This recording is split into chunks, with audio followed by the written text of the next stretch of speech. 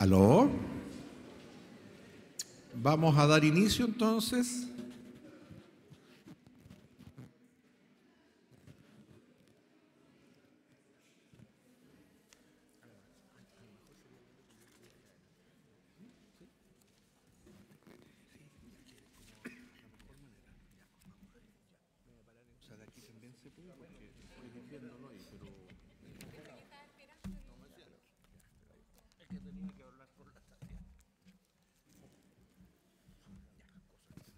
Bueno, muy buenas tardes. En homenaje al tiempo vamos a comenzar inmediatamente con la segunda parte de nuestro seminario en una mesa relativa a competencias, aplicación de ley posterior, unificación de penas, reducción de la condena y libertad condicional. En esta segunda parte van a exponer los profesores Marines Horvitz, Eduardo Sepúlveda y el profesor Carlos Kienzemüller. Y el orden va a ser el siguiente: va a comenzar el profesor Sepúlveda, luego va a seguir don Carlos Kienzemüller y al final va a exponer la profesora Horvitz. Ellos van a tener aproximadamente 20 minutos, un poco más tal vez, pero vamos a tratar de concentrar las exposiciones de modo que tratemos de dejar un espacio razonable de preguntas antes del horario previsto de término. Entonces, en primer lugar va a exponer el profesor Eduardo Sepúlveda. Él es abogado, licenciado en Derecho por la Universidad de Chile, institución donde se desempeña además como profesor de Derecho Penal hace varios años. Él fue defensor metropolitano sur entre el año 2004 y 2006 y luego defensor nacional entre el año 2006 y el año 2008. Ha sido expositor en diversos foros y seminarios, tanto en Chile como en el extranjero, y es autor de numerosos artículos en su especialidad, destacándose aquellos referidos precisamente a aspectos de la ejecución penal. Sin más trámite, entonces, le doy la palabra al profesor Eduardo Sepúlveda.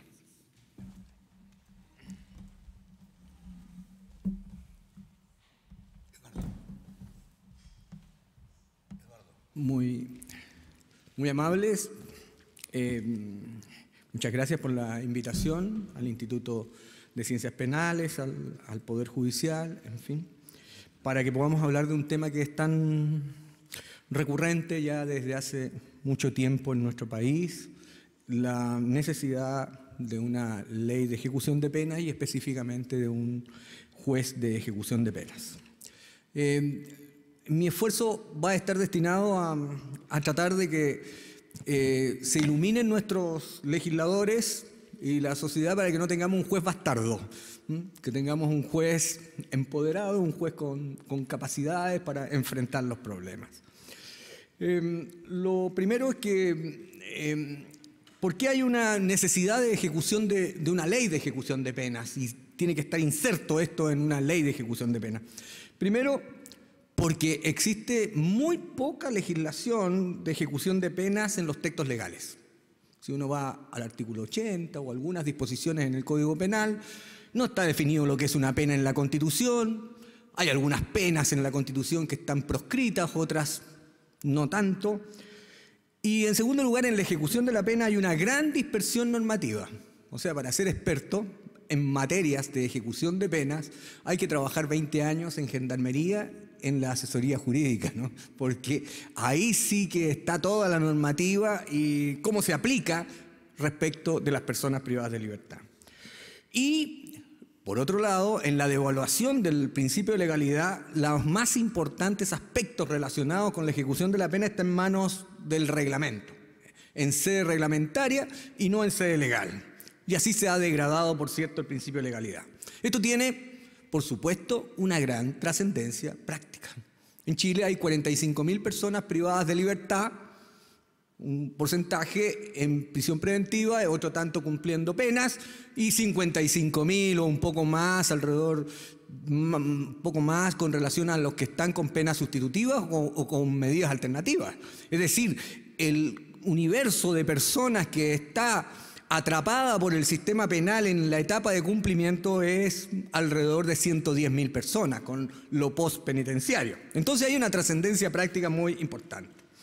Y desde luego que será necesario para enfrentar una etapa que es distinta a la etapa de adjudicación o de determinación de la responsabilidad, que haya una especialización, por cierto, de los operadores del sistema. O sea, lo que se hablaba recién de la necesidad de que quienes están preocupados de la etapa de ejecución tengan conocimientos que sean distintos a la adjudicación, o más especializados a la adjudicación de responsabilidades. Y hemos dicho en ocasiones anteriores qué es lo que debiera contener una ley de ejecución de penas, una ley completa de ejecución de penas, porque como no tenemos ley de ejecución, mal podríamos tener también un juez de ejecución sin una legislación que lo amparara.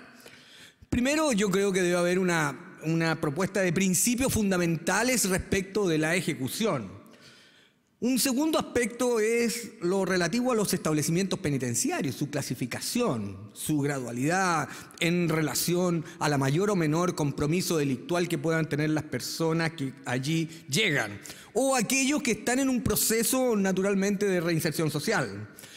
La ley debiera contener todos los aspectos relacionados con el régimen penitenciario. Esto significa de mayor o menor rigurosidad en cómo se organiza la vida al interior de los recintos o la asistencia postpenitenciaria. Y además esa ley debe contener todo lo relacionado con el juez de ejecución de penas, sus competencias y los procedimientos aplicables. Desde luego debieran existir también disposiciones varias. ¿Por qué se justifica en nuestro país? Tengo que ir pasándolas, mire. ¿Qué debiera contener? Ya. Ahora vamos a la justificación de un juez de ejecución de penas. La doctrina, las opiniones de los tribunales en general, todos están de acuerdo en que debe existir un juez de ejecución de penas. Y hablo de juez de ejecución de penas yo, no de juez de vigilancia penitenciaria, ni hablo solo de derecho penitenciario, sino que hablo de ejecución de penas. Porque pensando en los números, ¿no es cierto? Si hay 45.000 personas que están cumpliendo condenas privadas de libertad y hay 55.000 o un poco más también cumpliendo penas, pero en un sistema distinto, una ley no puede solo abarcar la situación de aquellos privados de libertad, que es más urgente, pero que también es importante el otro aspecto. ¿Y por qué se justifican las exigencias que emanan de un Estado de Derecho? El principio de legalidad nos obliga a que tengamos jueces que analicen la legislación vigente y aplicable, esta normativa tan farragosa, para la aplicación en términos concretos. Y en segundo lugar, el fin resocializador de la pena.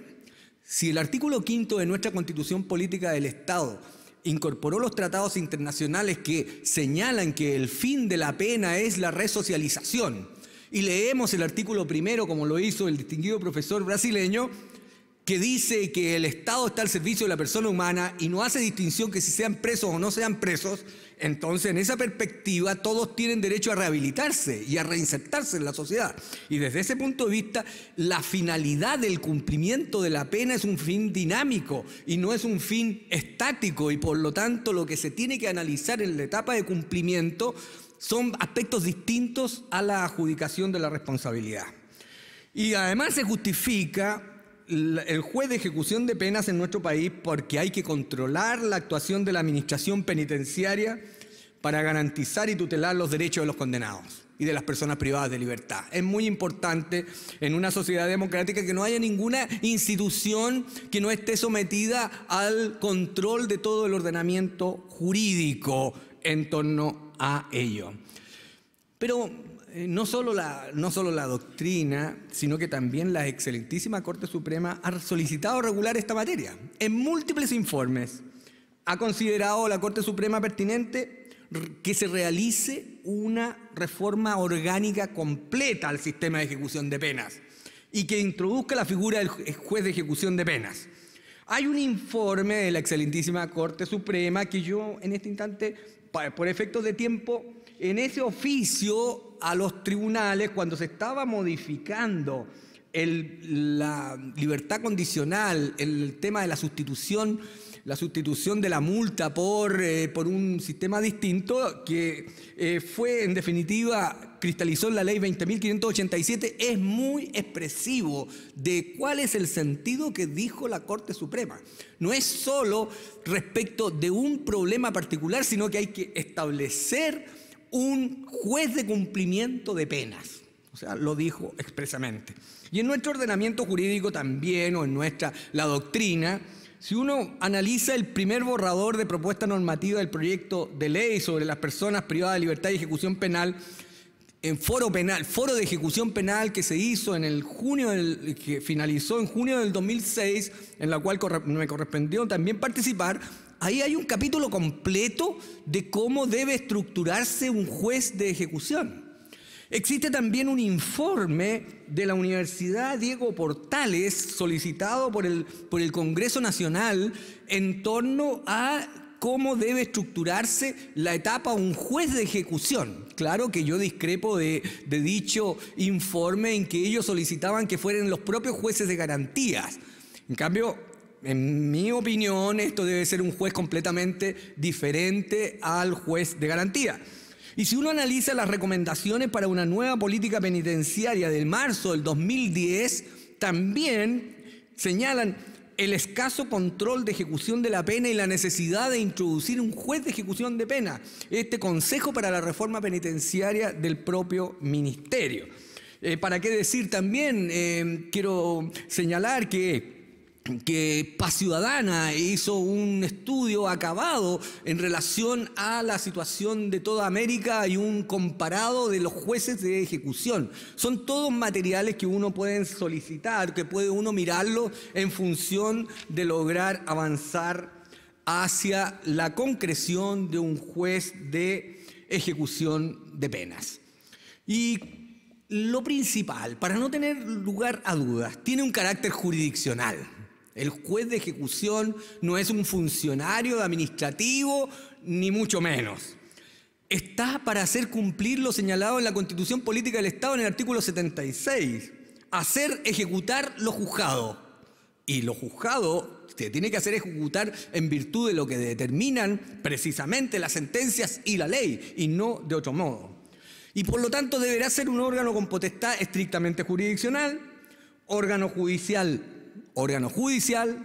unipersonal y especializado. Que tiene el control jurisdiccional de la potestad disciplinaria de la administración y tiene por función el amparo de los derechos y los beneficios de los internos. ¿Qué es lo que pasa en la actualidad en nuestro país? Actualmente ejercen como tribunales de ejecución de pena en Chile múltiples tribunales. Primero el juez sentenciador. Si estamos en el proceso antiguo, el juez de los tribunales del crimen antiguo cumple un rol también de ejecución de penas. El juzgado de garantía, al cual a través del proceso penal, en las disposiciones pertinentes, se le encomendó el control del respeto de los derechos de los imputados y de las personas hasta el término completo de la ejecución de la sentencia. Las Cortes de Apelaciones, por las vías ya sea de los recursos de protección o recursos de amparo. La Corte Suprema, también la Corte Suprema. Quiero decirles que más de 2.000 recursos de amparo en relación a la libertad condicional fueron vistos por la segunda sala de la Corte Suprema y siguen llegando hasta el día de hoy porque están viendo temas de cómo se ejecuta la pena. ¿Y para qué decir el Tribunal Constitucional? El Tribunal Constitucional el año pasado tuvo 813 causas relacionadas con recursos de inaplicabilidad. El 90% de ellas se referían a materias penales. Y dentro de las materias penales a las cuales se refería era la ley 18.216, 20.603, relacionados cómo deben aplicarse las penas o los principios relacionados si tenían derecho o no tenían derecho a las penas sustitutivas o a los beneficios de dicha legislación.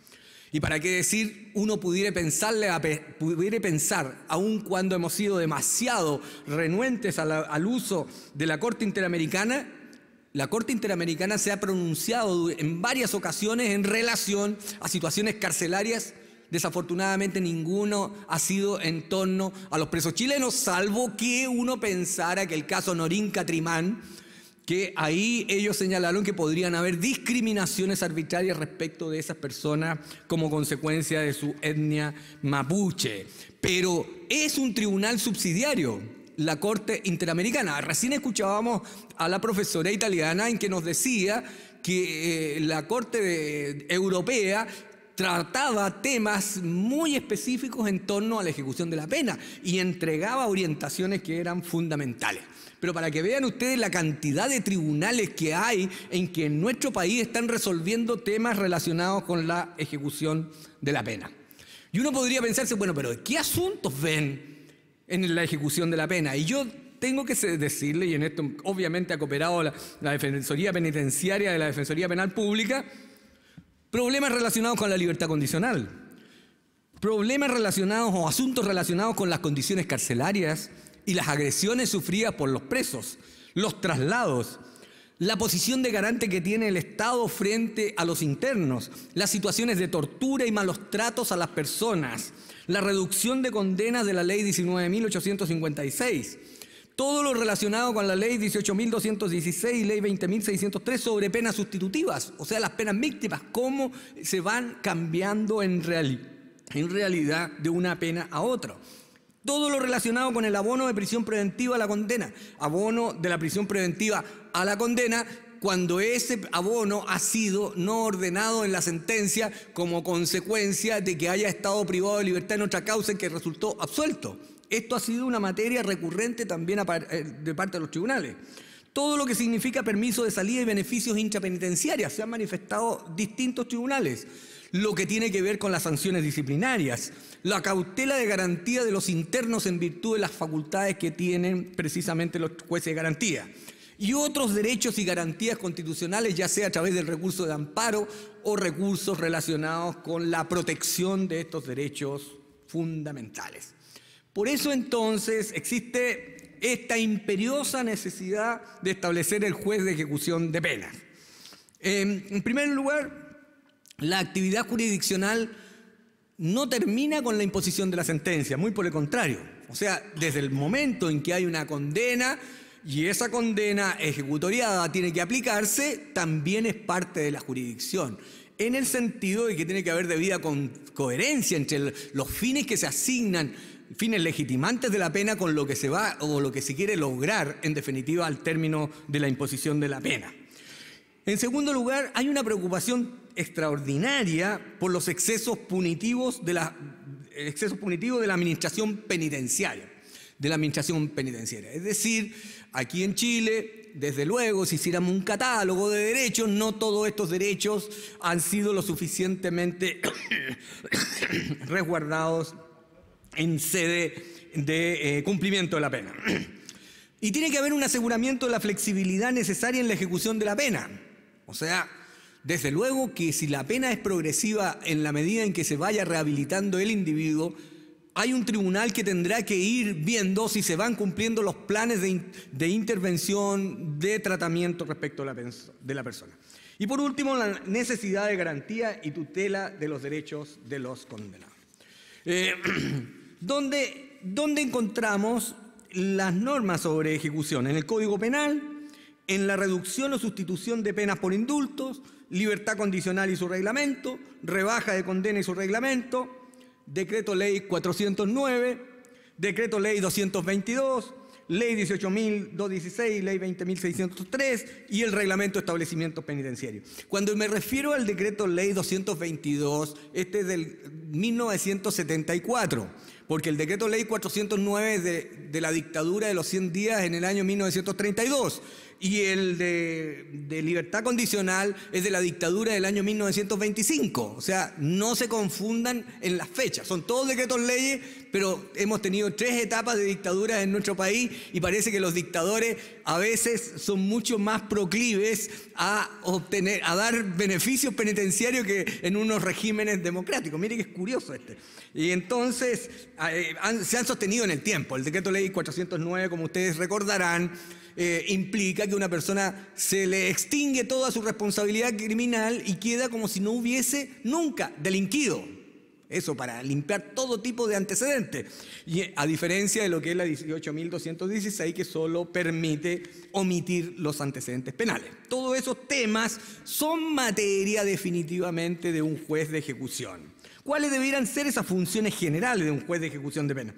Jurisdicción en la ejecución penal y jurisdicción de control contencioso administrativo. O sea, porque hay muchos temas que no tienen que ver definitivamente con los temas de carácter jurisdiccional propiamente tal, sino que son los conflictos que se plantean directamente en la vida interna de los internos o en la situación del cumplimiento alternativo de las penas. ¿Cuáles son las competencias específicas desde el punto de vista jurisdiccional? Hacer cumplir la pena impuesta y resolver los recursos referentes a las modificaciones de la pena impuesta, ya sea porque hay una rebaja de condena, porque hay un reconocimiento de algún abono, porque hay modificaciones al sistema, en fin, hay múltiples asuntos que tienen que ver de manera jurisdiccional. Si nosotros tenemos una ley que permite rebaja de 2 meses por cada año de cumplimiento, eso después tiene que hacer una liquidación el propio juez para poder determinar cuándo se aplica dicho beneficio. Y lo mismo en el caso de una reducción de condena como consecuencia de algún indulto. En segundo lugar, jurisdiccional, salvaguardar los derechos de los internos, los derechos fundamentales.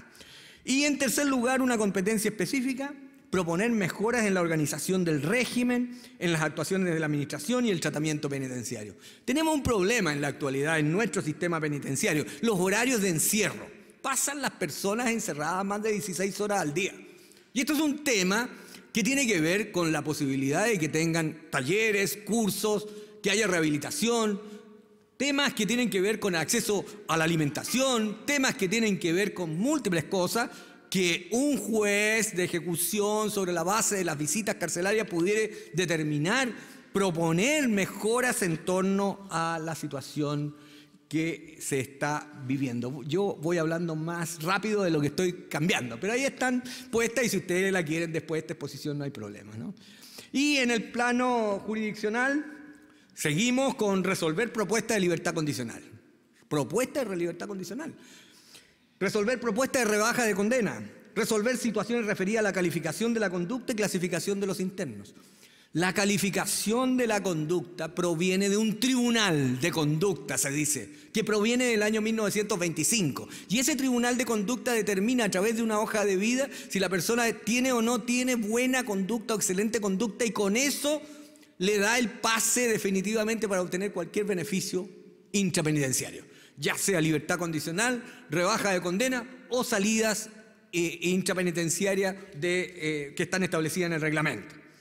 Reconocimiento de abonos de pena respecto de otras causas, refundición de penas, cumplimiento de penas, quebrantamiento de penas, revocación de penas sustitutivas. Todo eso son temáticas que tienen que ver en el plano jurisdiccional. Cuando hablaba del decreto ley 222, quiero referirme que esa es una ley que permite la libertad condicional de las personas condenadas a menos de 1 año de privación de libertad. Y eso son la mayor cantidad de personas que están ingresando a los recintos penitenciarios. Esa es una ley que sigue vigente, pero se modificó el reglamento. Entonces Gendarmería dice de que como se derogó el reglamento, se derogó la ley. Pero acaba la Corte de Apelaciones de Talca resolver positivamente. Dijo, mire, esta facultad existe por parte del jefe de la penitenciaría, del alcaide de la penitenciaría. Claro que en este caso concreto no hay mérito para obtenerla, pero que la alternativa está. Es decir, si una persona es condenada a 300 días, puede salir en libertad a partir de los 150 días.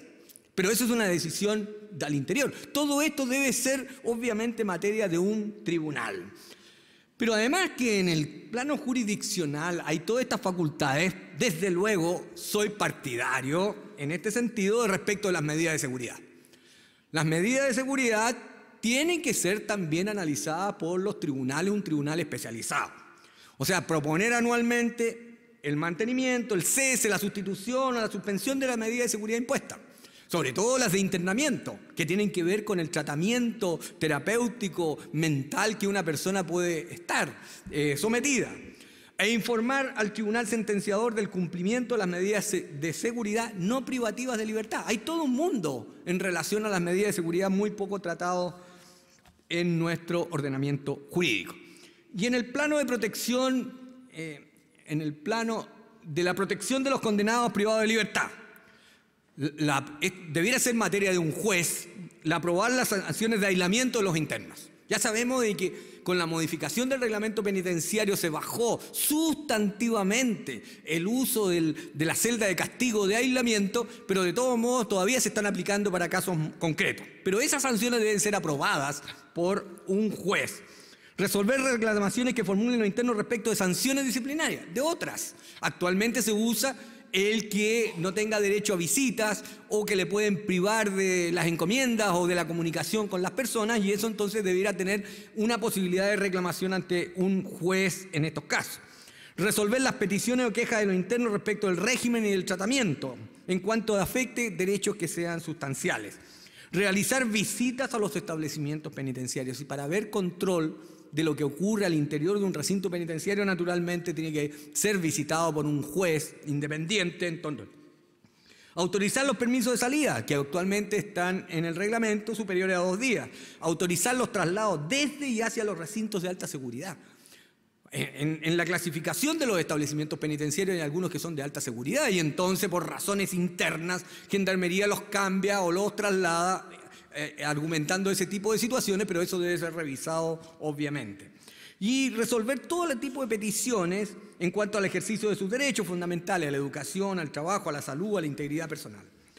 En el plano administrativo, por otro lado, vamos a encontrar que deben formular este juez propuestas sobre materias que no se encuentren comprendidas entre sus competencias que se les deben asignar claramente. O sea, refería a la organización del recinto penitenciario, a la vigilancia, a los talleres, a la escuela, a la asistencia médica, a la asistencia religiosa, etc.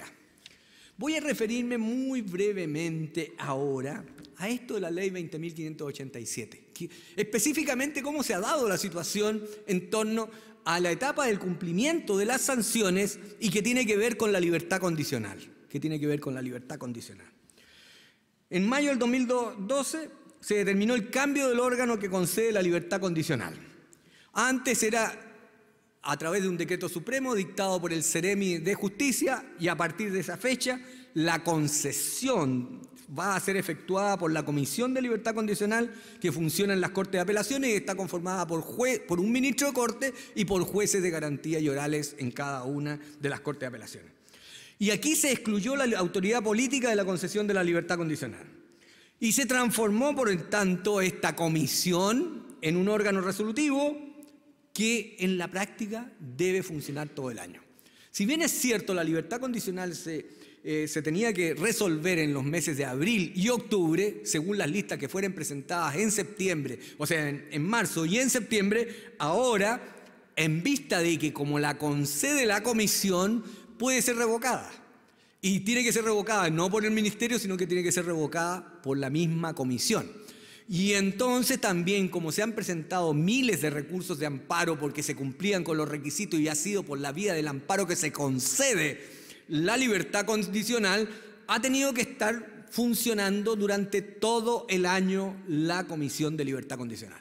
Entonces, todos los meses, en este mes se reunía la comisión para analizar 182 casos de libertad condicional. Estábamos en junio y tenía que resolverlo de esa manera.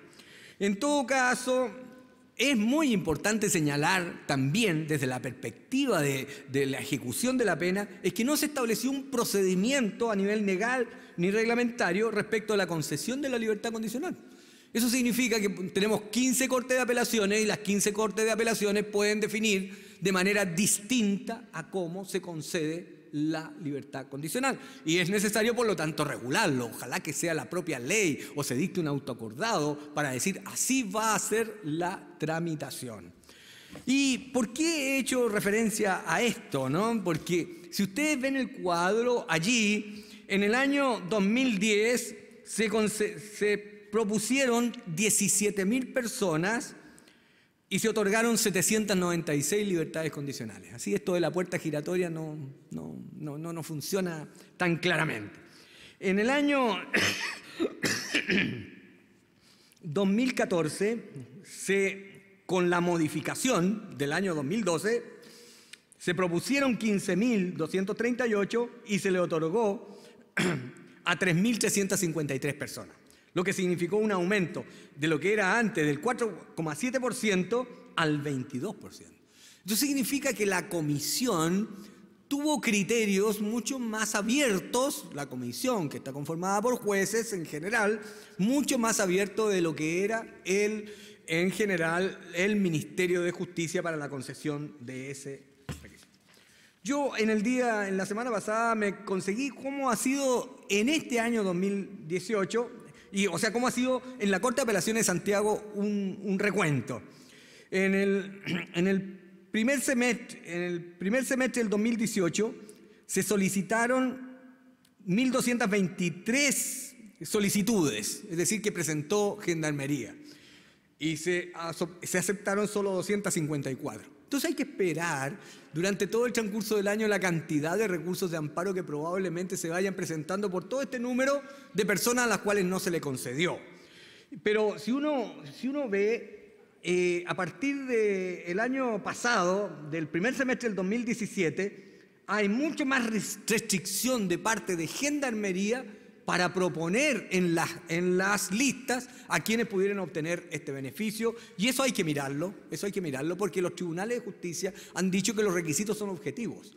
Pero probablemente al interior del régimen penitenciario lo que están estableciendo es que con criterios psicosociales o con criterios de otra naturaleza no se encontrarían rehabilitados. Y aún en esos casos no se les ha concedido, por lo tanto, ponerlo en las listas. Y entonces los recursos de amparo han estado determinados por la mala calificación en el Tribunal de Conducta, porque no los han incorporado en la lista o porque la comisión no les concedió el beneficio. Todo esto debiera ser materia, obviamente, de competencia de un tribunal de ejecución de penas. Y los nudos críticos que se han planteado precisamente en la determinación de la libertad condicional es que no se requiere fundamentación de la decisión, no hay imposibilidad de impugnación por el condenado a las listas preparadas por Gendarmería, no hay procedimientos impugnables ni públicos respecto a la actuación del Tribunal de Conducta en la preparación de las listas, falta de definición en cuanto a las anotaciones en la hoja de vida y que influyen en la concesión de los beneficios de la libertad condicional y en los cambios en los requisitos para optar a la libertad condicional. Entonces todo esto amerita, obviamente, con ejemplos estamos mostrando que sea un tribunal el que resuelva este tipo de situaciones. La judicialización de la libertad condicional, producto de no encontrar un procedimiento al interior ni un procedimiento administrativo eficaz para enfrentar este tipo de problemas, ha traído que se judicialice la libertad, el procedimiento. Los recursos de amparo. Los recursos de amparo se han acrecentado y están llegando todos a la segunda sala de la Corte Suprema. Lo que debiera ser una materia de primera instancia, ¿sí?, está siendo resuelto por los tribunales superiores. Y las principales orientaciones judiciales están que la libertad condicional es un derecho, no puede existir arbitrariedad en la concesión, los requisitos a cumplir se entienden como objetivos y los informes de Genchi son, desde luego, ambiguos o contradictorios. Vamos a terminar muy brevemente señalando que, si bien es cierto, hay recomendaciones en torno a las críticas actuales, hay recomendaciones sobre cómo debe modificarse la legislación relacionada con la libertad condicional y, lo más importante, los procedimientos ante el juez de ejecución deben estar basados en ciertos principios. El principio, obviamente, de la sumariedad, de la proporcionalidad de los trámites, es decir, cuál rapidez se tiene en eso, respecto a las garantías procesales básicas, proscribir la indefensión, derecho a la defensa y la asistencia letrada, derecho a ser informado de la sanción o el gravamen que se le impone, la publicidad adecuada, la prohibición de dilaciones, la adopción de medidas de prueba pertinentes. Y desde ese punto de vista, para mí es muy importante el derecho a la defensa. El derecho a la defensa es la garantía de las garantías. Esto significa, tenemos 45.000 presos que no conocen la legislación. Y si nadie aboga por ellos, no tienen asistencia jurídica, los derechos van a seguir siendo conculcados. Y por eso ese derecho a la defensa es la garantía de todas las garantías. Y es importante lo que está haciendo la Defensoría Penal Pública en este sentido. Y un sistema recursivo que permita que en determinadas situaciones las Cortes de Apelaciones resuelvan con salas especializadas lo que resuelva precisamente el Tribunal de Ejecución. ¿Y cuáles son nuestras recomendaciones? La creación de los tribunales de ejecución de pena con jueces especializados, necesidad de establecer las facultades, allí están dichas, y necesidad de establecer un procedimiento ante dicho tribunal que resguarde las garantías mínimas que emanan del Estado Democrático de Derecho. Muchas gracias.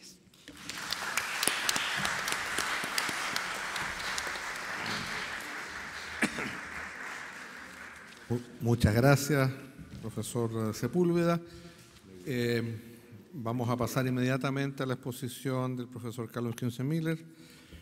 Don Carlos Kienze-Miller es abogado, licenciado en Derecho por la Universidad de Chile, es profesor de Derecho Penal en la misma institución, ha sido becario de investigación en el Instituto Max Planck de Derecho Penal Extranjero e Internacional de Friburgo de Brisgovia en Alemania, fue abogado del Comité Pro Paz y de la Vicaría de la Solidaridad.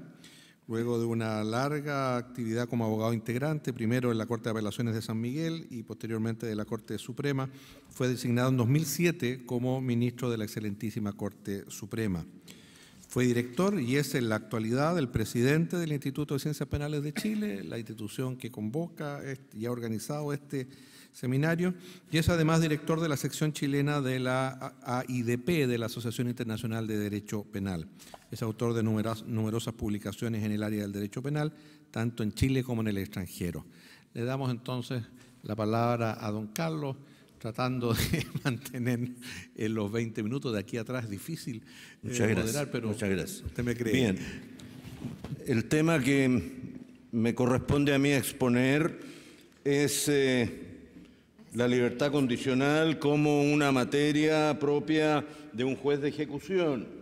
He sufrido una suerte de invasión pacífica, sin duda, ¿no?, de parte de mi querido amigo Eduardo Sepúlveda en el tema. Por lo tanto, se va a reducir, creo, ostensiblemente la exposición, ya que no podría hacerla de manera tan brillante como la ha hecho él, ¿no? Naturalmente, hago mías todas las agudas y razonadas observaciones que ha hecho el colega. Estimo que un principio básico del derecho penal, sea sustantivo, sea adjetivo o ejecutivo, debiera ser que la pena, como fin en sí misma, es un concepto que deberíamos declarar definitivamente superado. Creo que al hablar de ejecución de las penas y de libertad condicional, presupone un consenso básico en torno a los fines de las sanciones punitivas, en especial las privativas de libertad, en cuanto a que una vez impuesta la condena, la ejecución del castigo ha de estar presidida por los fines de la prevención especial, esto es, poner los mejores esfuerzos para que el sujeto castigado quede, dada la forma en que se restringen sus derechos individuales por la administración carcelaria, lo que se suele llamar el tratamiento penitenciario, quede en condiciones, ojalá, de no volver a delinquir. Desde hace ya largo tiempo prevalece la convicción de que una vez fracasada la función preventiva general de la pena, ¿no?, el llamado momento normativo o momento conminatorio, y sin desconocer su naturaleza retributiva, debe procurarse, merced a su ejecución, la consecución de fines socialmente más útiles que el mero sufrimiento del penado. También existe acuerdo en nuestro medio y también en el medio universal, diríamos, que se ocupa de estos temas, acerca de la necesidad urgente de contar con una ley general de ejecución de penas, ya que la materia, como todos sabemos, está entregada a un simple reglamento, con lo que no se satisface el principio de legalidad, lo que ya ha sido claramente explicado por los expositores que me han antecedido en el uso de la palabra. Parece no haber discusión en torno a que la libertad condicional constituye la última etapa del sistema carcelario progresivo en cuanto a periodo de prelibertad definitiva, cuyo objetivo primordial ha de ser el de facilitar el difícil periodo de transición de la vida carcelaria a la existencia ordinaria fuera de la prisión, con miras a la efectiva reintegración del individuo en la comunidad. Evidentemente, también se obtiene como efecto muy importante de este mecanismo una disminución del endémico hacinamiento carcelario, ¿no?, que es absolutamente incompatible con los mejores propósitos de reinserción que se puedan tener. Según la legislación chilena, la libertad condicional es un modo de cumplir en libertad y bajo determinadas condiciones y cumplidos ciertos requisitos la pena privativa de libertad que ha sido condenada a una persona, siempre que ella tenga una determinada duración, teniendo el carácter de recompensa por una parte para el condenado que demuestra estar rehabilitado y de medio de prueba por la otra de que el sujeto a quien se otorga se haya corregido y rehabilitado para la vida social. De acuerdo al artículo 2 del Decreto Ley 321, todo individuo condenado a una pena privativa de libertad de más de un año de duración tiene derecho a que se le conceda su libertad condicional siempre que concurran los requisitos que todos conocemos. El artículo 4 del reglamento dispone que tiene derecho a salir en libertad condicional todo individuo condenado a una pena privativa de libertad, bueno, y con las demás exigencias, ¿no es cierto? El artículo 15 del reglamento, en su inciso 2 y 3, habla de conceder el beneficio de la libertad condicional a los condenados a tales y cuales penas. Es decir, la legislación emplea, por una parte, el concepto derecho del condenado y, por otra parte, emplea el concepto beneficio que se le otorga como graciosamente, ¿no?, tema al cual aludió en su magnífica exposición el distinguido visitante del Brasil, ¿no es cierto? La Sala Penal de la Corte Suprema ha resuelto en reiterados pronunciamientos que la libertad condicional es un derecho del penado, no es un mero beneficio que por gracia puede ser otorgado por el Estado, representado por la Administración Carcelaria y las comisiones de libertad condicional. La opinión dominante en el tribunal es que para el reconocimiento del derecho basta el cumplimiento de los requisitos objetivos establecidos en el Decreto Ley 321, siendo inadmisible añadir otras exigencias extralegales y cuya fuente es la mera voluntad de la Administración y sus agentes.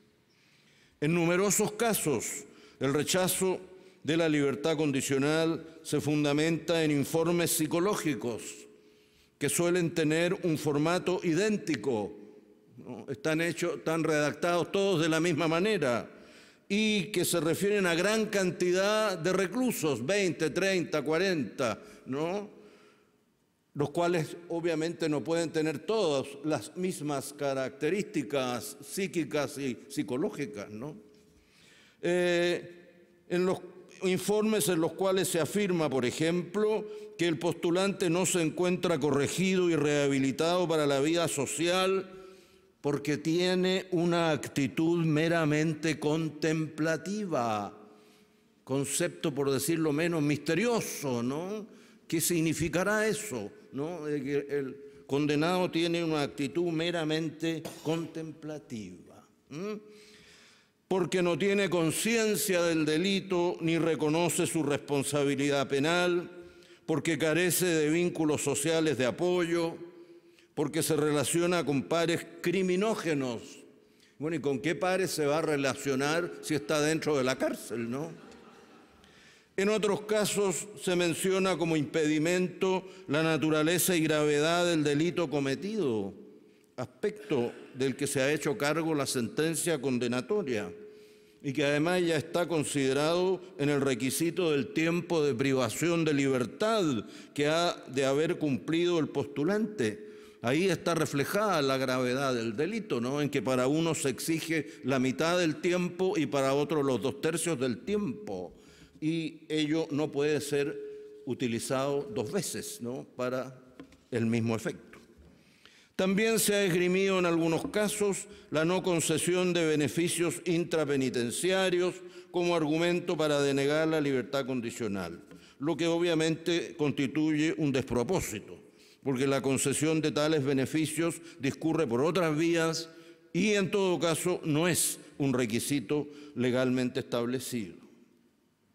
Solo a título de ejemplo, cito una sentencia de la Corte Suprema del 21 de diciembre del 2016 que resuelve otorgar la libertad condicional dado que la Comisión fundamenta la denegación en la ausencia de antecedentes que demuestren que el amparado se encuentra corregido y rehabilitado para la vida social, señalando el fallo que no está de más aclarar que el artículo 1 del decreto ley no prescribe que para el otorgamiento de la libertad condicional los integrantes de la comisión deban adquirir, en base a elementos complementarios a los requisitos del artículo 2, convicción plena de que el interno se haya corregido y rehabilitado, pues precisamente es el cumplimiento de los aspectos enumerados en el artículo 2, como se presenta en el caso suplite, los que permiten presumir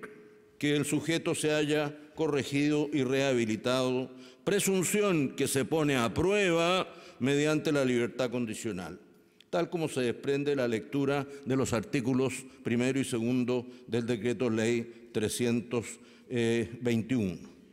En numerosos otros fallos, la Sala Penal también ha señalado la irrelevancia que tienen estos mencionados informes psicológicos o psicosociales, sobre la base de los cuales las comisiones algunas veces señalan que si bien cumple los requisitos objetivos, debería estar más tiempo preso el sujeto que lo que la ley pone como tiempo de condena, ¿no? Lo cual resulta absolutamente inadmisible. Algunos especialistas han dicho que un tema situado en la base de la crisis de la libertad condicional, cuyos fracasos se condensan en la reincidencia, es el tratamiento penitenciario, como supuesto de su correcto funcionamiento. El éxito preventivo de la libertad condicional pasa por un adecuado sistema de tratamiento penitenciario que involucra tanto la preparación paulatina para la libertad como la asistencia postcarcelaria, todo lo cual demanda, como es fácilmente imaginable, una gran cantidad de recursos, no solamente materiales, sino que humanos, ¿no? De gente que entienda de estos temas tan delicados. Si se entiende la libertad condicional como la parte final del llamado tratamiento progresivo penitenciario, entonces es propiamente un tratamiento en libertad y un ensayo o verificación de la eficacia de las acciones realizadas intramuros del establecimiento con el objeto de hacer posible la apropiada y tan ansiada reintegración social de los condenados. El tratamiento penitenciario y la libertad condicional están entonces íntimamente ligados, de modo que la obtención de la segunda debería verse como la culminación exitosa del primer segmento del sistema progresivo. Si el tratamiento ha sido satisfactorio y constructivo para la liberación anticipada, las perspectivas de éxito de esta deberían ser mayores, y a la inversa, las dificultades y conflictos que surjan en la vida en libertad deberán tener su origen en un alto número de casos en un tratamiento penitenciario defectuoso, incompleto o que no ha logrado producir los efectos pretendidos. Se estima que la asistencia postinstitucional adecuada a la personalidad y problemas del sujeto que obtuvo la libertad condicional es tan o más importante que la preparación previa para la liberación que se deberá realizar durante el cumplimiento de la pena, ya que según numerosos estudios, el mayor porcentaje de reincidencia se da en el primer tiempo posterior a la excarcelación, lo que ha sido ratificado por numerosas estadísticas nacionales y extranjeras.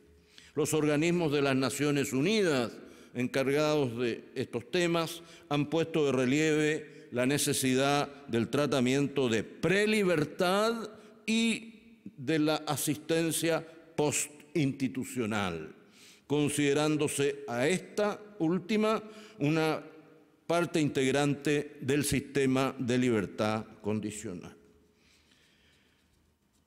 Con el establecimiento de la libertad condicional como etapa obligatoria del tratamiento penitenciario, sistema adoptado en muy contados países, libertad condicional obligatoria que se tiene que otorgar, ¿no?, pasando por encima de la voluntad del penado, los defensores de este sistema, de esta alternativa de sistema, estiman que se aseguraría la posibilidad de brindarle a todo recluso liberado una asistencia postinstitucional con el fin primordial de prevenir a través de vigilancia y asistencia la reincidencia. Sin embargo, la conveniencia o inconveniencia de establecer la libertad condicional obligatoria ha sido muy discutida y existen al respecto gran divergencia de opiniones y son muy contados los ordenamientos que la han establecido en ese carácter.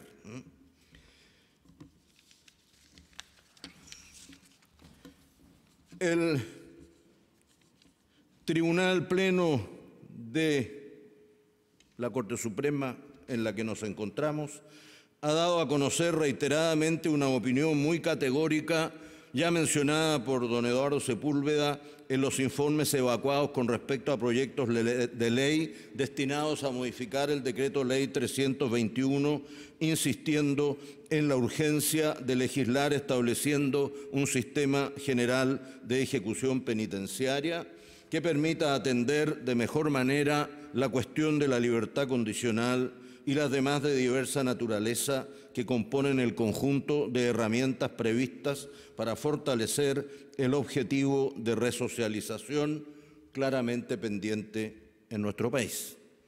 El Tribunal Pleno considera indispensable un proceso de naturaleza jurisdiccional, claramente definido, que asegure contradictoriedad y permita la presencia en él de todos los interesados y que se propongan normas sustantivas que entreguen a los jueces los criterios claros y conocidos sobre todos los factores cuya concurrencia en el procedimiento de cumplimiento habrán de verificar. Todos sabemos, y lo recordaba recién con énfasis el profesor Sepúlveda, que frente a las decisiones pronunciadas en el ámbito de la ejecución penal, particularmente en materia de libertad condicional, los condenados han tenido y tienen a su disposición las acciones constitucionales de protección y de amparo, preferentemente esta última, destinada a contrarrestar una privación ilegal de la libertad ambulatoria o una amenaza igualmente ilegal a ella. ¿no? Y ya lo dijo, ¿no?, el profesor Sepúlveda, que durante el año 2017 ingresaron a la Corte Suprema entre enero y diciembre del año 2017 casi 1.700 recursos por apelaciones contra las sentencias de cortes de apelaciones que habían confirmado las negativas de las comisiones de libertad condicional. Aproximadamente la mitad de los recursos fueron acogidos. Hay que agregar todos los que se han conocido en los meses que llevamos del presente año. El recurso extraordinario de amparo, que se resuelve sobre la base de informes de la Administración y del examen de lo decidido por la Comisión y eventuales alegatos de los letrados, no satisface en modo alguno las exigencias propias de un procedimiento jurisdiccional en el que deben cautelarse las garantías propias del debido proceso legal. Existe numerosa literatura publicada en nuestro país que hace hincapié en que estas acciones de índole constitucional no son idóneas para garantizar un control judicial de la actividad penitenciaria y de la ejecución de la pena, y que debería establecerse, bueno, lo que todos en el fondo ya creo que debemos tener algún grado de convicción al respecto, deben establecerse estos jueces especializados llamados jueces de ejecución o cualquiera que sea el nombre que se les dé, pero que sean independientes y distintos de los jueces sentenciadores, porque los jueces sentenciadores terminan su papel con la dictación de la sentencia, ¿no? Y lo que viene después debe ser materia de otro órgano jurisdiccional al cual hemos, de alguna manera, todos los expositores hecho mención en esta tarde. Se trata, como apunta el profesor don Manuel de Ribacova, de evitar, mediante el establecimiento de jueces de ejecución, que los sujetos que han sido condenados por los tribunales queden plenamente bajo la potestad y a merced de la administración penitenciaria y permanezcan en alguna medida bajo el amparo de la autoridad judicial, al menos en el caso de las penas privativas de libertad. Recientemente, el profesor Alfredo Echeverri, en su proyecto de Código Penal para Chile, dado a conocer en el año 2016, destaca como una idea importante del proyecto que la ejecución tanto de las penas como de las medidas de seguridad deben realizarse bajo la vigilancia de una clase especial de tribunales, los tribunales de ejecución penitenciaria o el nombre que quiera dárseles. En definitiva, no es lo más importante el nombre, a los cuales deben otorgarse importantes atribuciones. Dice el maestro querido: pensamos que materias tan relevantes no deben quedar en manos de los tribunales ordinarios de enjuiciamiento y sentencia, que no están hechos para seguir el curso de la vida de los condenados después de dictado el fallo, y que carecen de tiempo y especialización para ello. Ni menos deben quedar en manos de organismos administrativos, ¿no?, que no pueden decidir sobre materias tan graves como la libertad y la forma de vida de los condenados.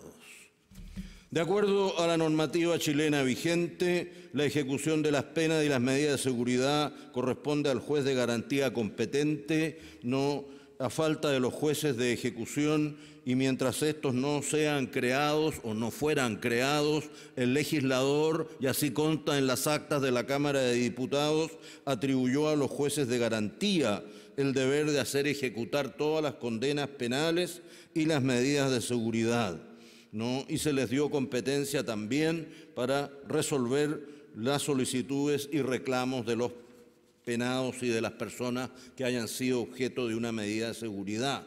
Digo, no, que hay constancia digamos, en la historia fidedigna del establecimiento del Código Procesal Penal, que los legisladores dejaron expresa constancia de que era indispensable crear estos tribunales separados y distintos de los jueces de juicio y sentencia, pero que se prefirió no innovar y dejar esto pendiente hasta que se abordara esa creación de estos tribunales.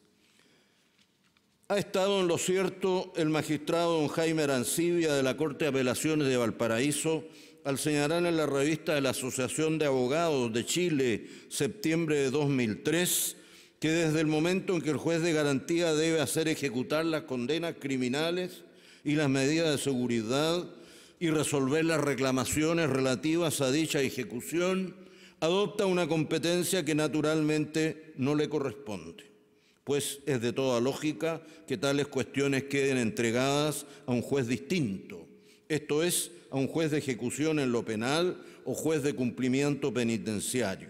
La labor propia del juez de garantía se agota con la emisión de la correspondiente sentencia y no resulta beneficioso que en una etapa posterior dicte otro tipo de resoluciones que tienen que ver más bien con la etapa del cumplimiento, donde es evidente que se tienen que utilizar criterios muy distintos a los usados en la etapa del juzgamiento. Es posible destacar algunas preocupaciones del poder político en esta materia. Con esto termino, señor moderador, adelantándome a sus inquietudes. El anteproyecto sobre derechos y deberes de las personas privadas de libertad, elaborado por el Ejecutivo en marzo del 2006, propone legislar sobre el juez de ejecución penal encargado de conocer y resolver los reclamos de los penados, iniciativa cuya tramitación no prosperó, como tantas otras que no prosperan. Dentro de las atribuciones concedidas a ese juez de ejecución, en ese proyecto están las decisiones relativas a la libertad condicional. O sea, estaba en la senda correcta, al menos en ese aspecto. El señor ministro en funciones de la cartera de Justicia ha concordado recientemente con la Corte Suprema en la necesidad de dictar una ley de ejecución de penas, materia esta que incluye a la Judicatura Especializada de Ejecución, sin la cual esa normativa en realidad se tornaría inoperante. Debemos poner nuestros mejores esfuerzos para que la voluntad de dotar al país de una ley de ejecución de penas y de crear la indispensable Judicatura Especial que ya fuera instaurada en Sudamérica en las primeras décadas del siglo XX, precisamente en la nación brasileña, se materialice en una legislación que cumpla los estándares exigidos por los instrumentos internacionales. No cabe duda, a mi juicio al menos, que la libertad condicional es un tema propio de los jueces de ejecución, tribunales que necesariamente han de crearse a fin de asegurar la vigencia de los principios del Estado constitucional de derecho en el ámbito penitenciario, entre los cuales destacan, en primer lugar, el principio de legalidad y el principio de respeto por la dignidad de la persona humana. Podemos concluir entonces que el Estado tiene una asignatura pendiente, la que debería ser aprobada a la brevedad. Muchas gracias.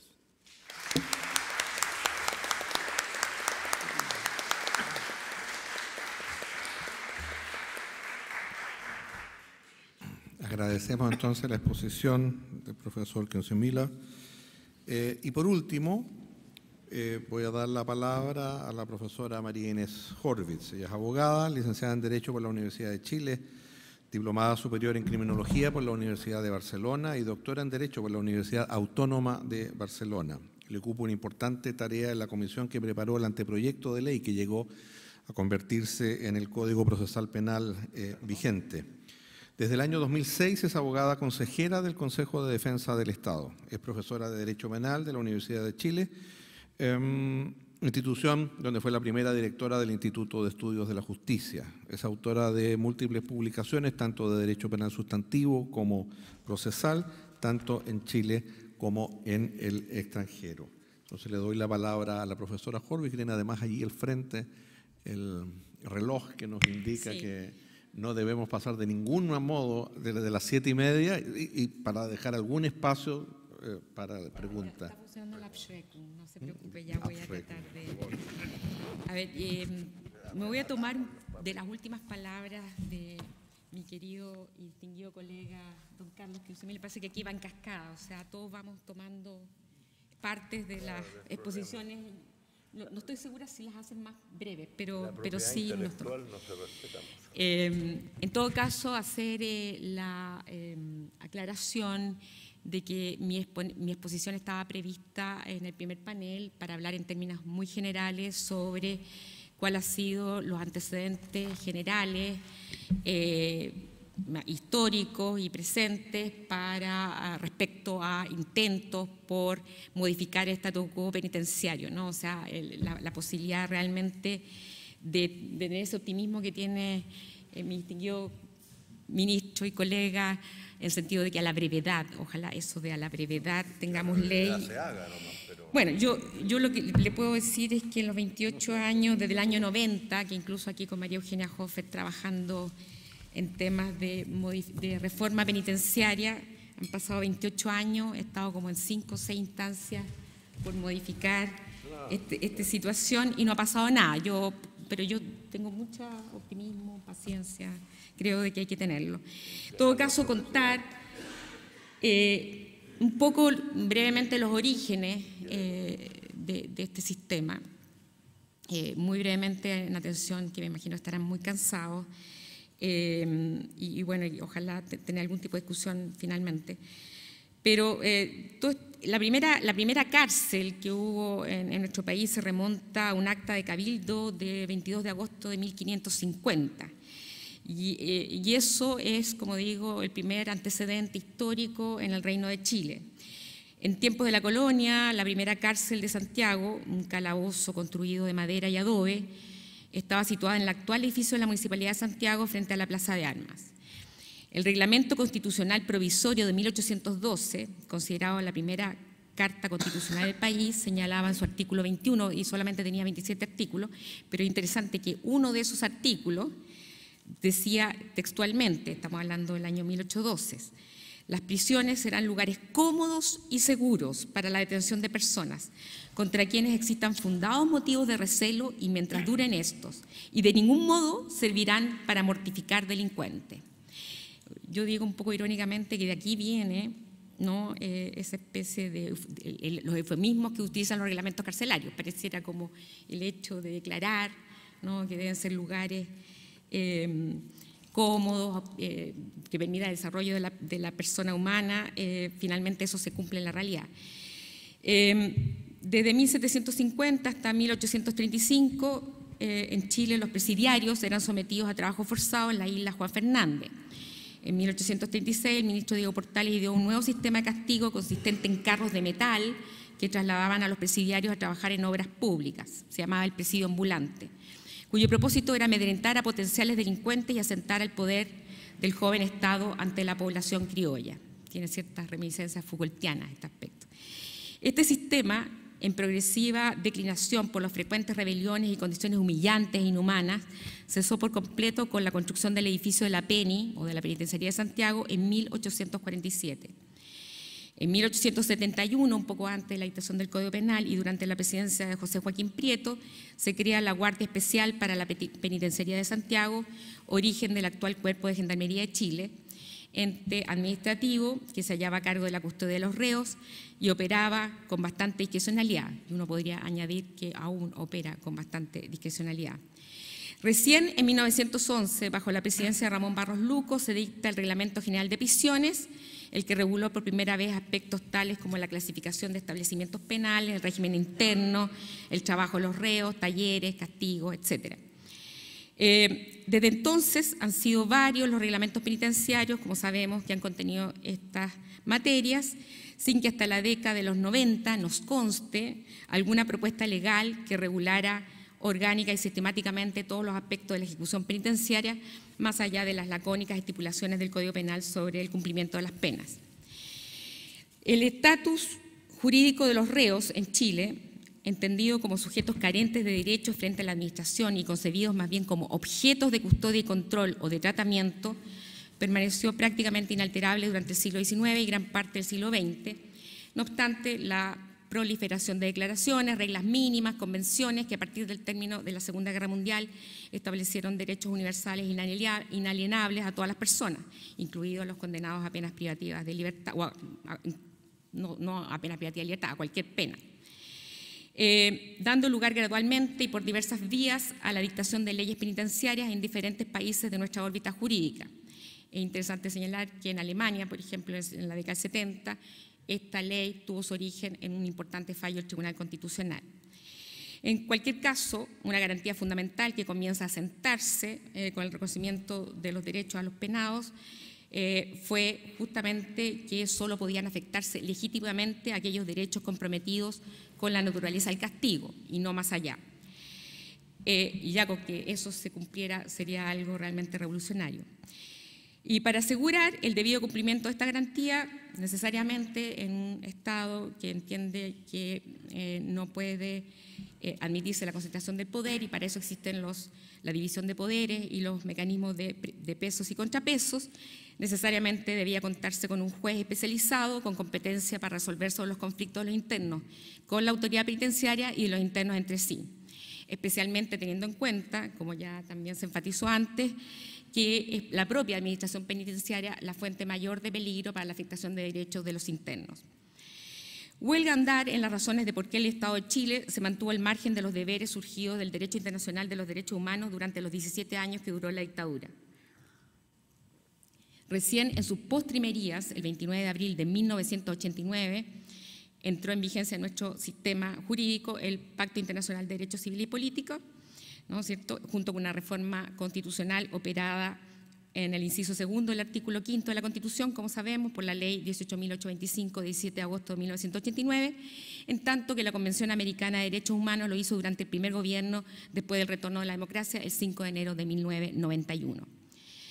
Como resultado de hechos de violencia ocurridos en los recintos penales que concentraron el interés público, el 10 de enero de 1991, la Cámara de Diputados creó una comisión especial destinada a investigar los problemas denunciados en el ámbito penitenciario nacional. El informe de la Cámara contuvo un lapidario diagnóstico, ya estamos hablando hace más de 20 y tantos años, 28 años, un lapidario diagnóstico en torno a la sobrepoblación carcelaria, la violencia interna y la insuficiencia de recursos humanos y materiales, al tiempo que formuló propuestas concretas de política criminal de corto, mediano y largo plazo.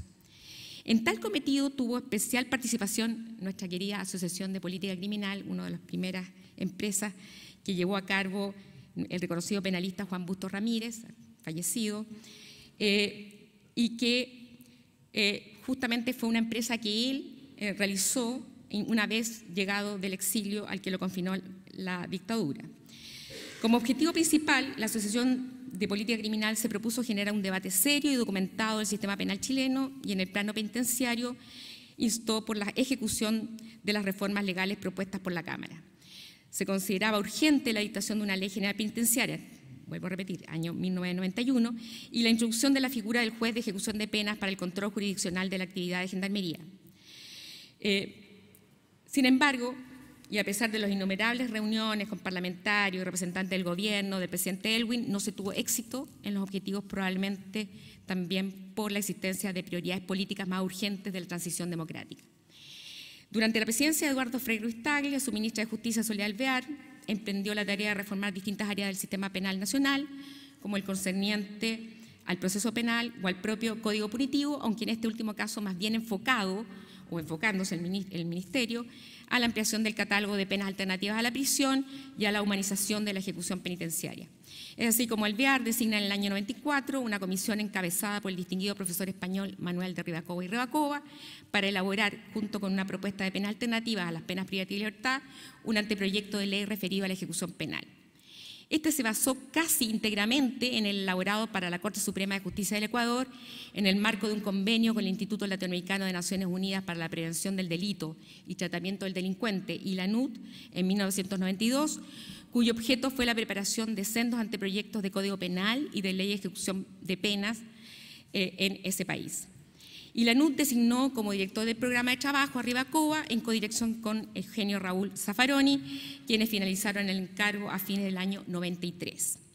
El anteproyecto de ley de ejecución de penas, buscando apartarse de los aspectos más críticos de la ideología del tratamiento, propuso como objetivo de la ejecución la de capacitar al penado para llevar una vida exenta de conflictos análogos a los que determinaron la condena, procurando posibilitar el desarrollo de su personalidad, reforzar su sentimiento de dignidad y autoestima y neutralizar los efectos negativos que la condena pudiera tener para su futura conducción de vida. Asimismo, estableció la figura del juez de ejecución de penas para el control de todo lo concerniente al cumplimiento de las penas y la observancia de los derechos de los penados, así como el control de la aplicación de las medidas disciplinarias, imponiéndole además el deber de efectuar audiencias semestrales de carácter individual con todos los internos. La propuesta en Chile no tuvo el impulso esperado en la agenda legislativa del segundo gobierno de la Concertación, debido muy probablemente a la importancia que adquirió la reforma procesal penal, la que implicó ajustes en la Constitución, la modificación de numerosos cuerpos legales relacionados y la creación de una nueva organización judicial y administrativa a lo largo de todo el país.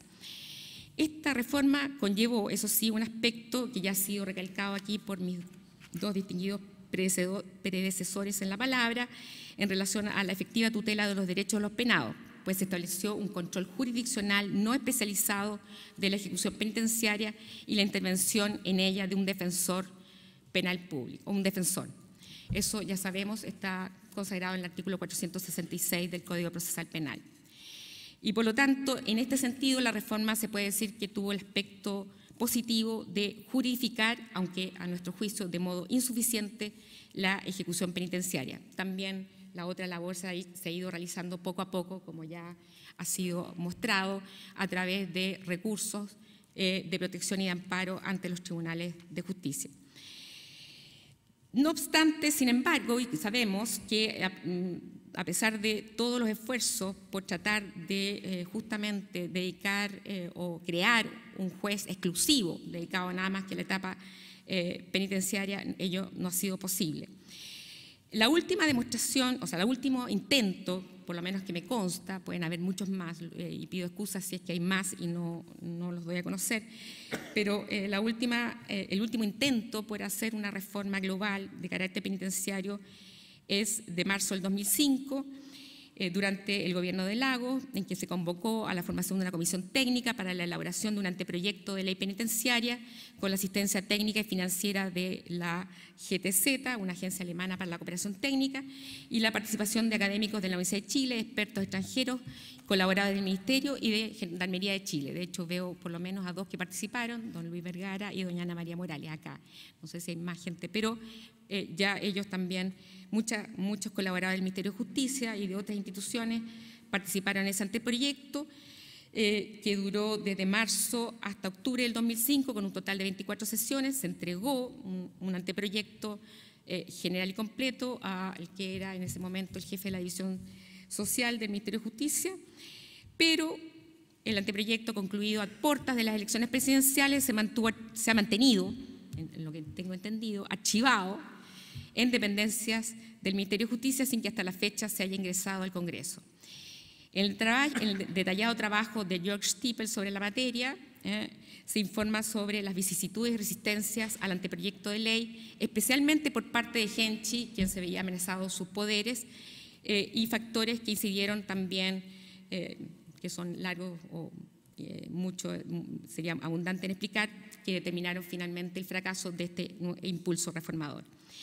En mi opinión, y ya un poco para redondear, y la verdad es que son muchas las razones, pero ya he expuesto en otro lugar esta tesis, en mi opinión, creo que la razón de esta indiferencia, esta indolencia, esta falta de interés, aparte de las razones evidentemente políticas, tienen que ver también con la pervivencia de un modelo autoritario de relación entre Estado y administrado o ciudadano, que determina la ausencia relevante de mecanismos efectivos para el respeto a los derechos fundamentales en el ámbito de los penados.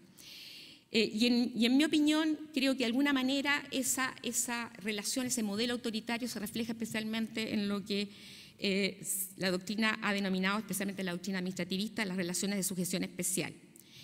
El arraigo y tradición de esta conservadora doctrina ha tenido un peso gravitante en el debilitamiento de los derechos y garantía de aquellas personas sometidas a vínculos especiales con el Estado y en la consolidación de una mayor flexibilidad en la exigencia del principio de legalidad en este ámbito. Por tales razones, no aparece como necesaria una ley penitenciaria, ni menos un control jurisdiccional sobre las actuaciones de la administración que detenta el poder disciplinario sobre los condenados. En el fondo, lo que hay detrás es la idea de que la cárcel es y debe ser disciplina y castigo. Esta doctrina, de alguna manera esta idea que subyace a la situación actual en el ámbito penitenciario, estimo que naturaliza todo lo que hay de inhumano en la ejecución de la pena privativa de libertad y legaliza además los excesos disciplinarios, borrando lo que puede haber de violento en el uno y de arbitrario en el otro, atenuando los efectos de rebelión que ambos pueden suscitar, haciendo por consiguiente inútiles su exasperación y su encarnizamiento, haciendo circular de uno a otro los mismos métodos mecánicos y discretos, según se puede leer en un pasaje de Vigilar y Castigar de Foucault. El Tribunal Constitucional chileno ha rechazado la vigencia del principio de legalidad y de taxatividad en el ámbito de las infracciones y sanciones disciplinarias, a pesar que sí los admite, aunque también con algunas reservas, en el ámbito del derecho administrativo sancionador. Yo no voy a referirme, tenía planteado una serie de jurisprudencia, pero en honor al tiempo simplemente voy a señalar que el TC básicamente se asila en argumentos formales y en la disposición contenida en el artículo 20 del Código Penal, que dispone que no se reputan penas las demás correcciones que los superiores impongan a sus subordinados y administrados en uso de su jurisdicción disciplinar o atribuciones gubernativas. Todo ello, entonces, para excluir este ámbito del mandato constitucional de legalidad del artículo 19, número 3, ¿no?, de nuestra Constitución. Y entonces así, de alguna manera, se mantiene esta situación que va en detrimento de los derechos de los penados. Tampoco hemos visto que se haya planteado algún tipo de requerimiento de inconstitucionalidad del reglamento penitenciario. Creo que hay suficientes argumentos para plantear su inconstitucionalidad y, de hecho, han habido diversas voces en la doctrina que apuntan en tal sentido, como por ejemplo el profesor Guzmán Dálvora, expresamente. Desde hace algunos años, ¿no es cierto?, hemos visto que los órganos del Sistema Interamericano de Protección de los Derechos Humanos han ido asentando la doctrina de que el Estado se encuentra en una posición de garante respecto a las personas privadas de libertad, tratando justamente de modificar esta lógica autoritaria de las relaciones de sujeción especial en una que sea de protección y aseguramiento de derechos. Sin embargo, ya vemos, ¿no?, qué es lo que hace el reglamento penitenciario. El reglamento penitenciario, que pareciera, ¿no es cierto?, de alguna manera recoger la lógica de la posición de garante en sus artículos 2 y 4, estoy hablando del actual, no obstante que también en el anterior existían estas disposiciones, ¿no? Por ejemplo, será principio rector de la actividad penitenciaria el antecedente que el interno se encuentra en una relación de derecho público con el Estado, de manera que fuera de los derechos perdidos o limitados por su detención, prisión preventiva o condena, su condición jurídica es idéntica a la de los ciudadanos libres. Uno se acuerda del reglamento provisorio, ¿no? Esto además realmente no solamente una declaración ampulosa y vacía, sino que además revela cierta mala fe, atendido, ¿no es cierto?, que nuestra Constitución, en el artículo 17, número 2, expresamente priva de la ciudadanía a los condenados a penas aflictivas, que son gran parte de los que pueblan nuestras cárceles. Lo que sí funciona, sin eufemismo alguno, es el gran poder disciplinario de la administración carcelaria, núcleo central del reglamento, quien lo ejercita con discrecionalidad y sin fuertes controles externos.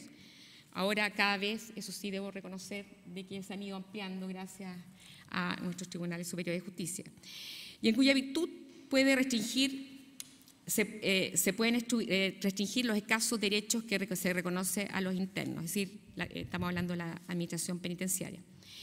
Una importante manifestación de ese poder es el castigo, como ya se dijo, en aislamiento en celda solitaria, que puede durar hasta un mes y que todavía pervive, por lo menos expresamente en el reglamento penitenciario, y que puede ser incluso repetida. El estricto régimen penitenciario y los efectos del encierro generan un constante clima de violencia que habitualmente deriva en el empleo abusivo de las facultades disciplinarias o incluso la comisión de delitos, cuya investigación, como sabemos, rara vez suele ser exitosa, debido a la confluencia de numerosos factores: el temor a represalias de parte de los internos, ¿no es cierto?, frente a los gendarmes, la complicidad o tolerancia de la propia autoridad penitenciaria, la ausencia de evidencia eficaz, evidentemente, ¿no es cierto?, generalmente en forma casual nunca hay ninguna, ¿no es cierto?, cámara que esté justamente enfocando hacia donde ocurren los actos violentos, y además la falta de confianza en la eficacia de las acciones judiciales, que como vemos, esto sí ya podría ponerlo en tela de juicio. Creo que esto ha ido variando mucho en el último tiempo. Y para terminar, simplemente para terminar, ¿no?, si en el diseño legal la pena privativa de libertad consiste estrictamente en la afectación de la libertad ambulatoria del condenado, todas las otras vulneraciones de derechos constitucionales debieran estimarse inadmisibles por exceder los márgenes del merecimiento de pena. Sin embargo, la cárcel naturaliza estos excesos, haciéndola aparecer como inherentes al castigo, a pesar que constituyen una agravación injustificada de la pena. La pérdida de la ciudadanía por condena a pena fictiva es otro dispositivo que degrada al penado, excluyéndolo de la polis y privando de legitimidad política al merecimiento de pena. Por otra parte, al separarse teóricamente el derecho penitenciario del derecho penal y en el ámbito de la función de la pena, la estricta separación que la doctrina incluso legitima entre los momentos de irrogación y de ejecución de la pena, determinando distintas funciones de justificación para cada uno de ellos, sabemos, en uno prevención general o retribución y en el otro prevención especial, legitiman entonces esta especie de tendencia a la conciliación de la idea de que todo esto no es más que un tema administrativo. O sea, es la administrativización de la ejecución de las penas privativas de libertad y la exclusión de las garantías propias del derecho penal. Todos estos dispositivos han perpetuado hasta ahora la capitis de minucio de los condenados a penas privativas de libertad, inadmisible en un Estado que ha integrado su ordenamiento jurídico los estándares internacionales de derechos humanos referidos a la materia. Muchas gracias.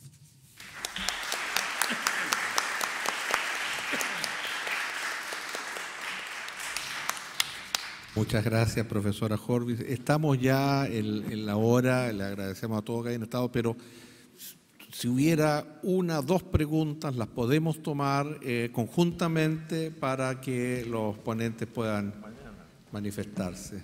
Muchas gracias.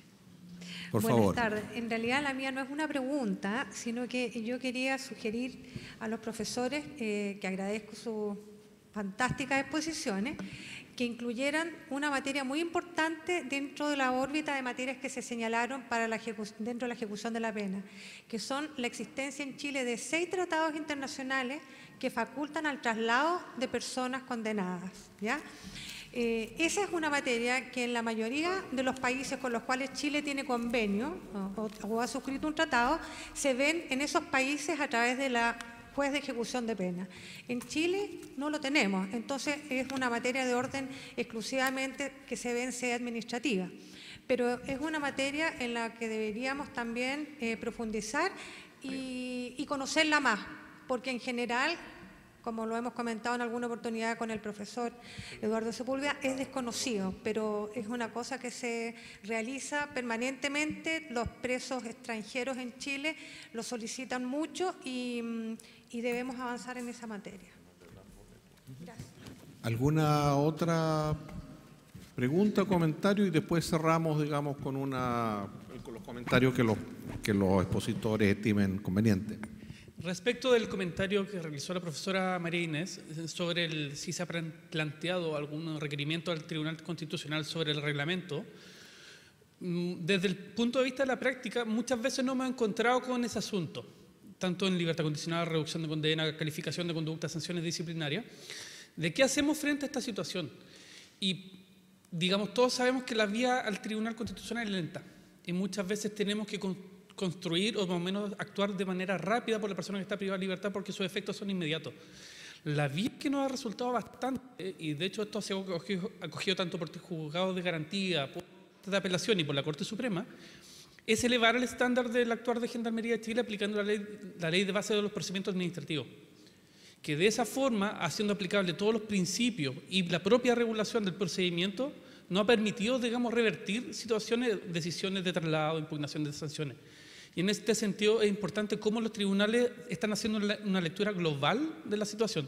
Si bien reconocen de que es normativa administrativa, reconocen también de que tiene aplicación al momento de infracción de vulneración de garantía.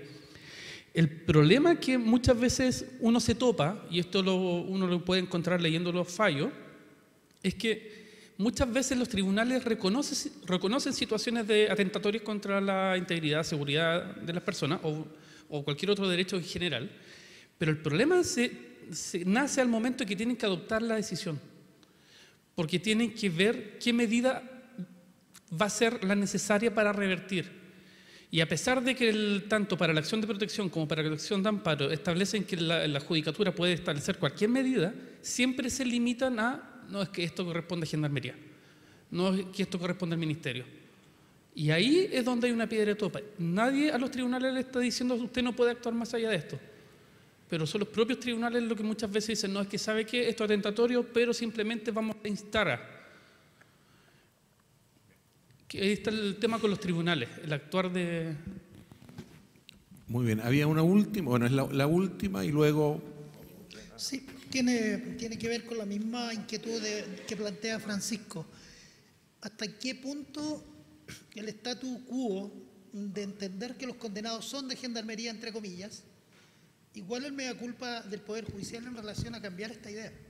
Puesto que nosotros, no sé, yo llevo no sé cuántos traslados y siempre aparece el auto acordado que establece que esto es materia de Gendarmería, y el traslado es parte del juez natural, es parte de la pena. Perdón, ¿puede acercarse un poco más al micrófono? No, el mea culpa del Poder Judicial en relación al statu quo de decir que los condenados son de Gendarmería. Que los condenados son de Gendarmería. Bueno, les ofrezco... Yo no voy a decir nada. ¿Qué es lo que dijo? No lo entendí, no lo escuché tampoco. La pregunta, la pregunta es que si bien es cierto, se considera que puede haber situaciones atentatorias, los tribunales llega un momento donde entienden que los presos son de Gendarmería y por lo tanto no tienen atribuciones. Claro, si entendí bien, también estoy... Entonces, si son los tribunales, creo que Bueno, creo que los tribunales piensan eso, como yo tampoco. La idea de que la etapa de ejecución de la pena es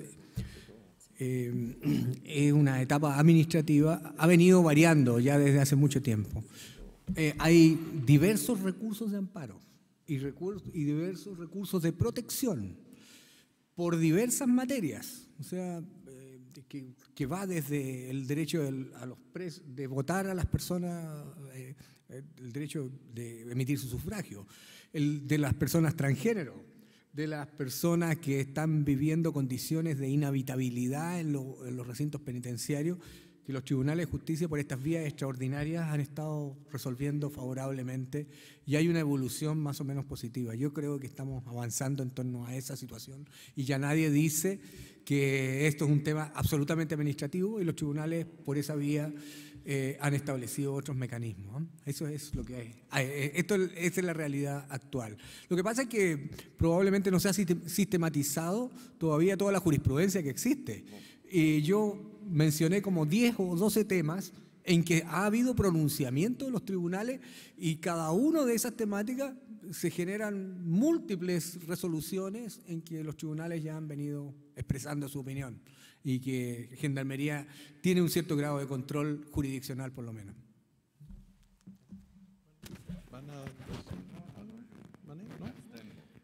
Bueno, muchas gracias. En nombre del Instituto de Ciencias Penales, quedan todos cordialmente invitados para mañana a las 3:30 en este mismo lugar para la segunda parte y final de este seminario. Muchas gracias por su paciencia y presencia esta tarde.